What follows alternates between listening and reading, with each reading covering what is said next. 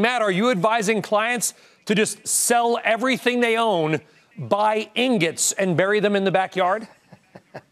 Certainly not. Although gold is certainly has made a significant change this summer from an 8-year bear market to and broken out to, I believe, will be an extended bull market. Although it is very, very overbought near term, and probably see a little bit of a pullback. So I wouldn't be too aggressive on it here.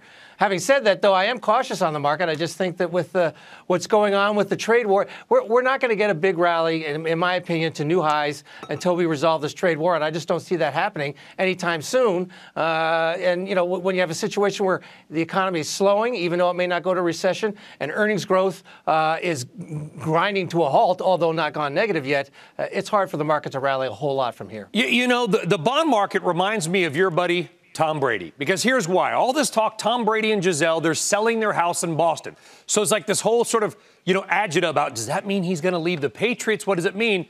We don't know. The bond market seems similar, and here's how. Yes, there are some recession warning signs with this inverted yield curve, and gold is up. But could it also just be the bond market is reflecting Europe's weakness? We're the only thing that's yielding anything, and it has nothing to do with a recession.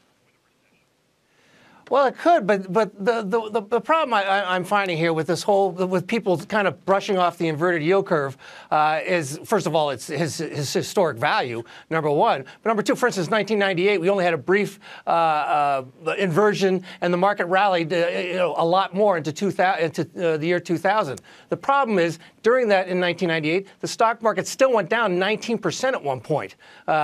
So we got to be a little bit careful about brushing those things off.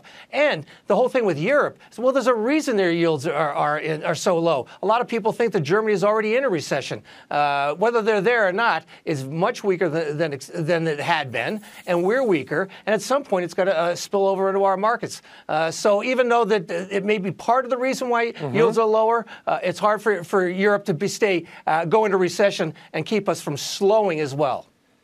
But the bond market, some have suggested, maybe you talked about gold being overbought. The bond market may be the most overbought market in the history of the last decade. And at some point, people are going to sell bonds, realize that, hey, we've overdone it a little bit here, and rotate into stocks. That's the bull case for equities. Do you buy it?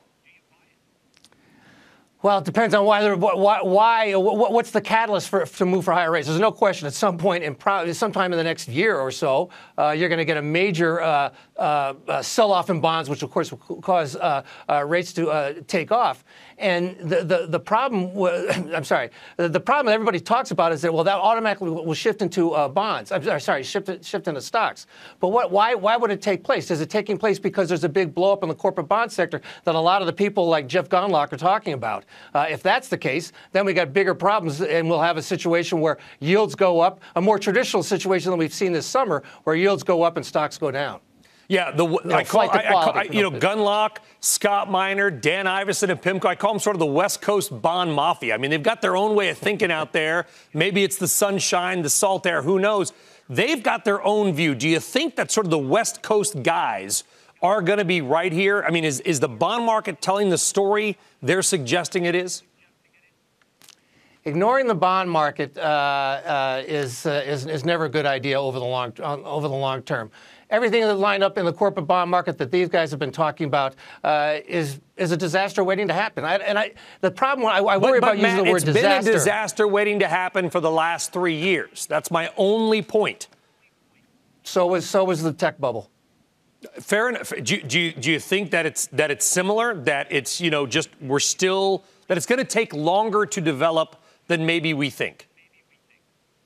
Yeah, I mean, nobody knows when things like this are going to eventually, what's going to be the prick that finally bursts the bubble. But it is a bubble. And I want to caution, though, it doesn't necessarily mean we'll have a repeat of 2008 by any stretch of the imagination, because our banks are in much better shape. But it could cause, a bear market, and almost certainly will at some point.